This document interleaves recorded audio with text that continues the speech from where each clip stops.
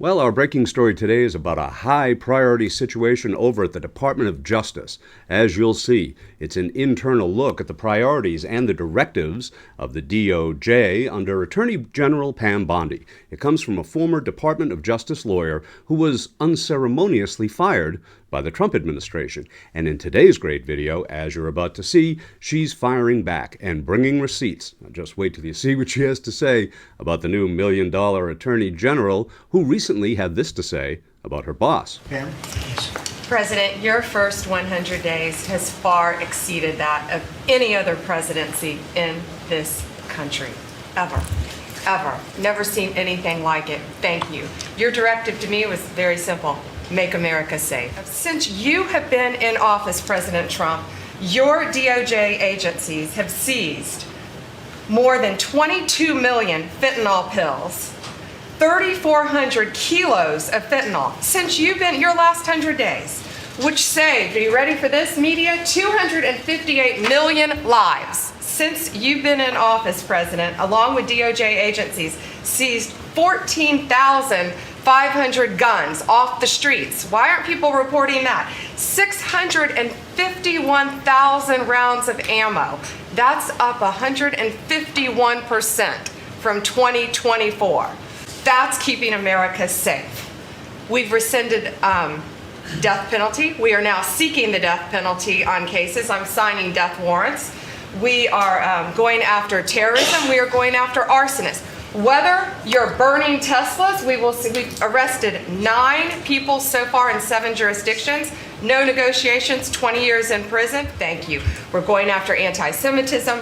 We're unleashing everything you told us. No more DEI, no more weaponization. We have rescinded, as I said, 200 policies, and I could go on all day long, but we are doing everything in our power to keep America safe at your direction. Man, that's an ambitious agenda there, but it seems maybe, was there something important missing? Well, that's what we're about to find out. It's our featured story today, a first-hand glimpse at the inner workings of the Pam Bondi DOJ. But what we're about to reveal is a primary objective directed to all attorneys at the DOJ about something much more vital than anything that we just saw. Well, here's a hint. On occasion, they break, they explode. So earlier on MSNBC, The Weekend, a recently fired DOJ lawyer brings evidence about the department's priorities mandated from the top down. This is a great segment about the decisive actions being taken to protect the lives of each and every American. From earlier today on MSNBC, let's check it out. It's a total misuse of the department's resources. The resources of the Department of Justice are meant to keep us safe, to uphold our laws, and to uphold our civil rights. And they are being used right now to defeat those very interests, which is very concerning.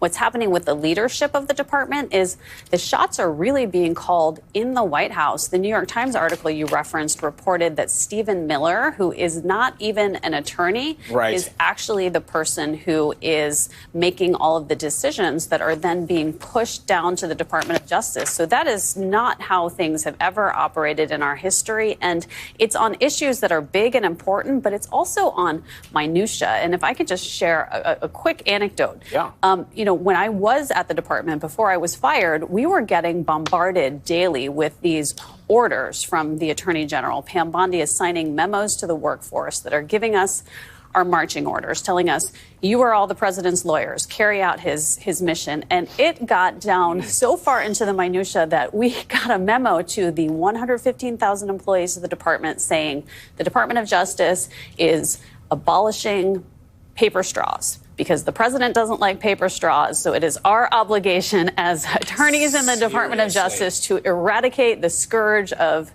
paper straws and replace them with plastic. I mean, Liz, it's Looney Tunes. There are real things happening in this country, serious things that people are dealing with. Yeah. It doesn't matter what side of the spectrum you're on politically. And so, I'm gobsmacked that the people who are who spend their lives thinking about the rule of law, defending and protecting the rule of law, the Constitution, are being asked to do things just because, Donald Trump doesn't want to do them. I guess I probably shouldn't be as shocked as I am because of where we are politically. But I guess What? I'm just like, I just can't believe. So how is Usually I'm the one. I know. I can't talk. What is the mood inside DOJ as these things have happened? Well, a lot of people took advantage of the second DOJ buyout offer recently because they declined the first one. They saw how things were going. And after seeing it for a couple of months, they said, oh, no, this is not for me. So people have fled the department. Brain drain. Yeah. I mean, lots of incredibly smart, talented lawyers who have spent years or even decades at the department have left because the morale is low and people feel like they do not have the freedom to share their views, and they feel like they're not supported in their mission, and they feel like they're being asked to do things that are not appropriate. And that's got to be part of the plan as well, right? To get rid of all of the experts so that there's no accountability within the department. So I was in the public integrity section. At the end of the Biden administration, there were 30 lawyers. Now there are 4. Paul, looking forward, what are you really watching about Trump's DOJ and the cases that are coming up at the Supreme Court?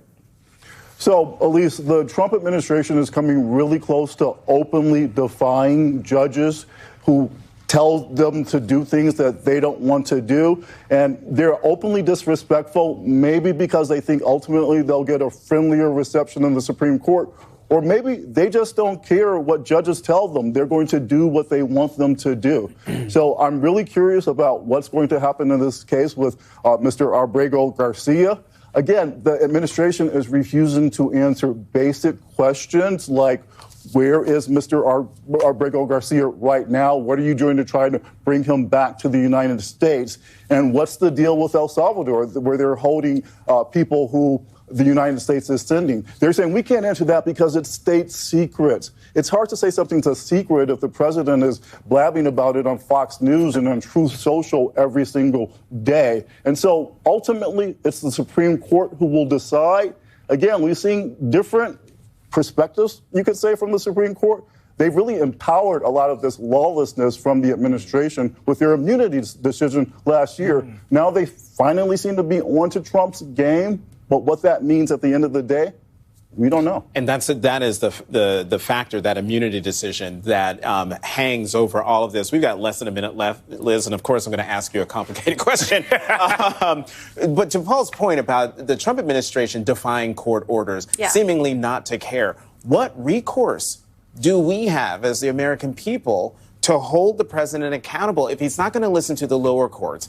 And we have yet to see, and he's still sort of openly defying the Supreme Court in facilitating the return of Abrego Garcia.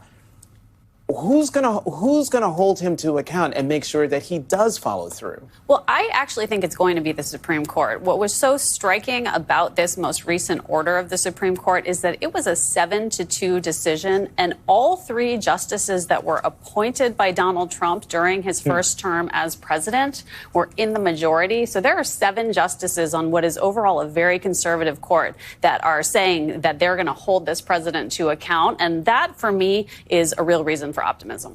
You know what? That actually makes me feel better. It is hard to make him feel better about that. I will say so. Good job, Liz. Liz Oyer, Paul Butler, thank you both very much for coming to the weekend. Oh, Looney Tunes indeed. Has anybody ever tried? Seriously, the news story's made out of paper, right? It disintegrates as you drink it. If you have a nice tie like this tie, this would have no chance. By the time you get finished, the straw is totally disintegrated. Does anybody walk around with a plastic straw? Because it's not bad. You know, you whip it out, boom, boom. You never had to do that.